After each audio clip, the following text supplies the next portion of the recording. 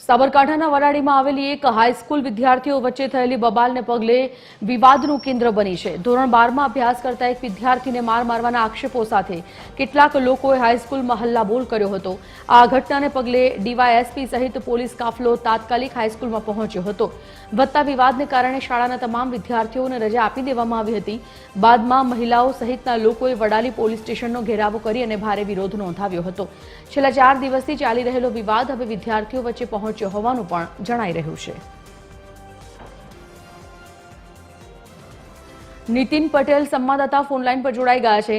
નીતિન, વડાલીની એક હાઈસ્કૂલમાં વિદ્યાર્થીઓના જૂથ વચ્ચે બબાલના સમાચાર, શું હતો આખો આ મુદ્દો? સમજીની પ્રેમ પ્રકરણને લઈને બે જૂથો વચ્ચે પથ્થરમારો સર્જાયો હતો ને ત્યારબાદ ભારેલા અગ્નિ જેવી પરિસ્થિતિ વડાલીમાં જોવા મળી રહી છે।